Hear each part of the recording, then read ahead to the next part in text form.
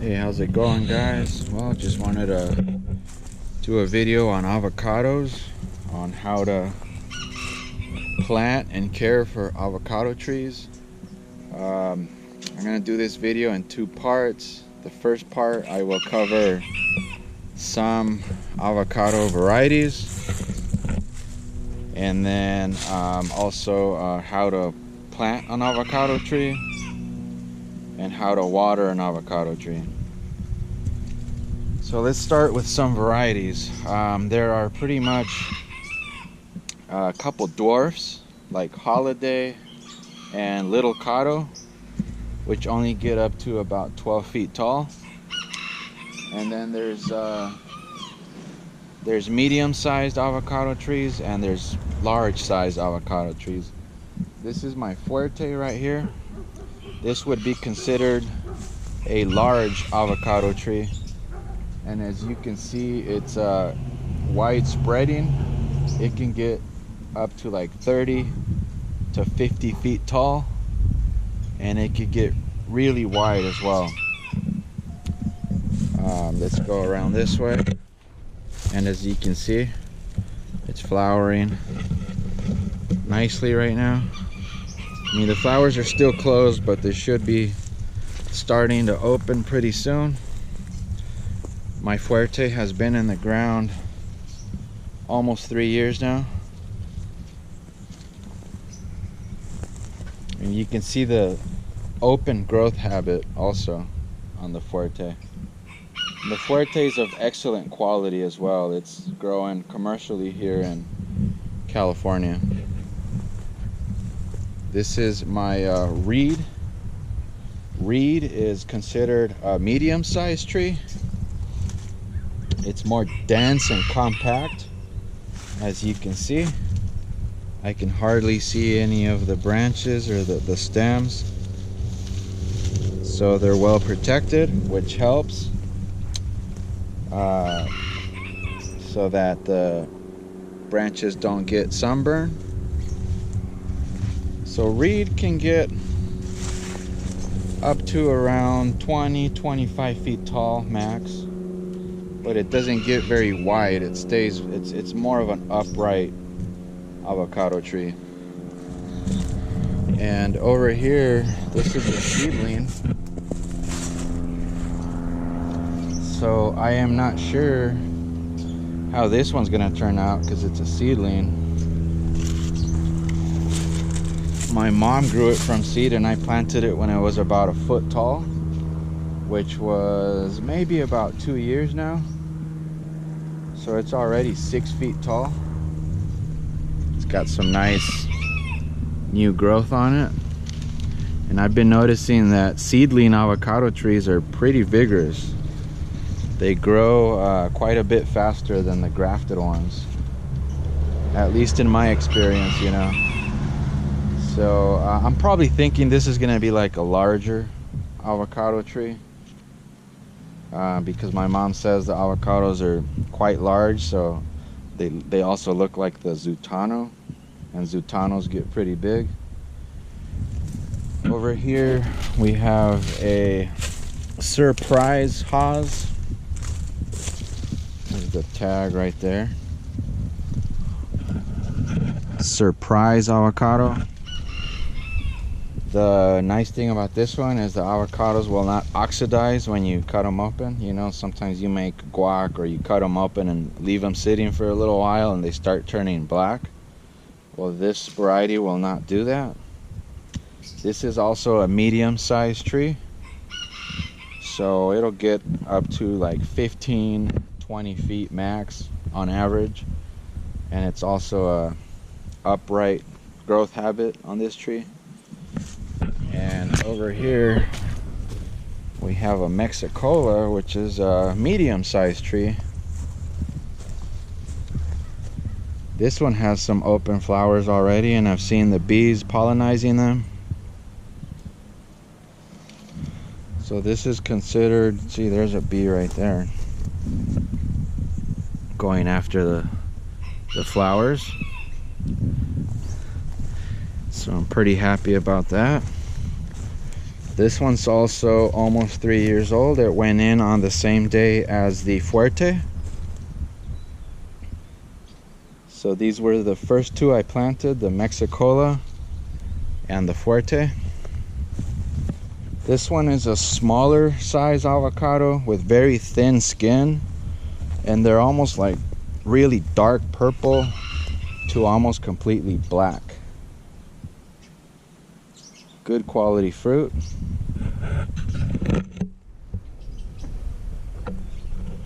There's the bee. More bees over here.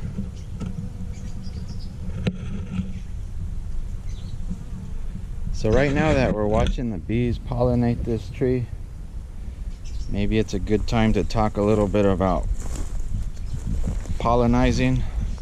Many people think you have to have 2 avocado trees, but really you don't, here in California at least, because with our wacky weather, you know, cooler weather, like here in San Diego this winter we had a few days in the low 80s, and then like 60 something at night.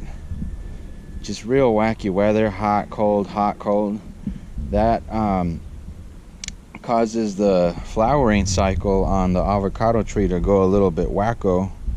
So on any given moment you could have male and female stages of the flowers on the same tree. So you will get fruit set with only one tree.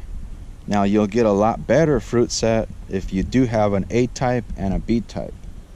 This one right here is an A type, but Fuerte is a B type, and the Surprise is also a B type. So I should get some really good fruit set in a few years when these trees are a little bit larger. Now let's go look at the Lamb Haws avocado. This is the Lamb Haws, and as you can see, this one has quite a few really nice avocados on it. I think it's got about 15 or so. This is my favorite variety so far. I really like Reed also, but I'm really liking this tree. It's been in the ground almost 2 years, but I mean, it started taking off right away, and as you can see, it's got many really nice avocados on it. So it's a very productive tree even at a young age, and it's also a medium-sized tree. Its growth habit is just upright. It can get up to around 15 feet tall on average, but it doesn't get very wide. So you got to know your varieties to pick the right one. If you have a lot of space, then go with Fuerte, Haws if you like them. But if you have limited space, I would recommend either one of the dwarfs, Holiday or Little Cotto, or one of the medium-sized avocado trees like the Lamb Haws. This one also has a compact growth habit, so it's easier to protect it from sunburn, you know. But let's talk a little bit about planting. You gotta dig a pretty big hole, you know, especially if your soil is kind of hard and compacted. You want to dig a hole at least about 3 times bigger than the actual root ball, so that you can loosen up the soil, and make sure you don't, when you fill the hole back in when you plant your tree, don't put big chunks of dirt in there, because then you'll have air gaps. You gotta break down all those chunks really good so it's fine, you know, loose soil. And I mean, here in California, they've planted thousands, maybe even millions of avocado trees straight into the native soil with no amendments. So that's what I've been practicing lately. You know, I've been planting them right into my native soil. It's pretty decent soil. It's like a loamy soil. It sort of does compact a little bit though, but it's pretty well draining. I know it's got some clay in it, but as you can see, it's pretty nice soil. So pretty lucky about that, you know. If you have a really horrible soil, I mean, you're gonna have to add some amendments probably, but I wouldn't add a whole lot. I would do about 60% native soil and 40%, you know, compost or other amendments. And then you got to make sure the top of the root ball, you leave it 2 inches above grade. You don't want to plant it exactly at grade, because it can settle in and your tree can suffocate, because it might end up planted too deep. So 2 inches above grade, and then what you do is you mound around the tree with some nice compost and some wood chips and other organic matter, so that the feeder roots can grow into that nice organic matter and feed off of it. And then don't till around your avocado trees, because they do have shallow roots, shallow feeder roots, so you don't want to disturb those too much. Also, you know, planting avocados on a slope is a good idea. If you get a lot of rain in your area, find a place where you have a slope so that the water won't puddle up and cause root problems for your avocado tree. If you don't have a slope, then you have to plant it in a flat place. But just another thing you can do, actually, if that's the case, if your soil is like hard clay or something, you can build a mound, a 1 to 2 foot tall mound, maybe the size of like a pitcher's mound, and plant your tree there, and, you know, add 4 to 6 inches of wood chips on top of that.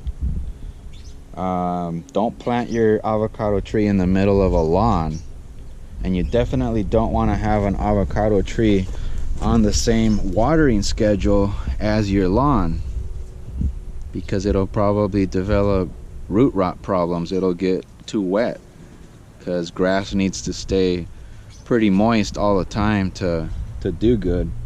Also, grass uses a lot of nitrogen, so it'll be competing with your avocado tree for that nitrogen, and your avocado tree will not do very well. So keep it away from lawns, away from other plants that like nitrogen, so that all the nutrients go to your avocado tree.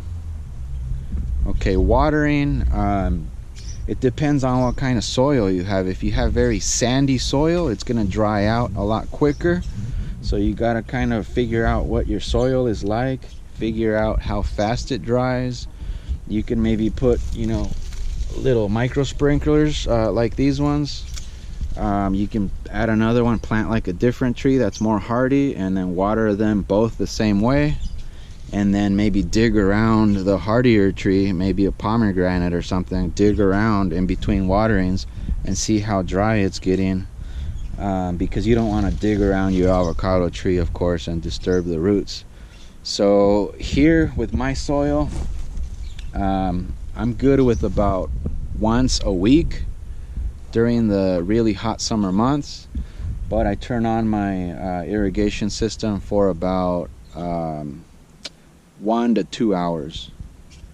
So kind of running out of time here. I wanted to cover more right now, but I think this is going to be part 1, and I'll continue with part 2 in just a minute.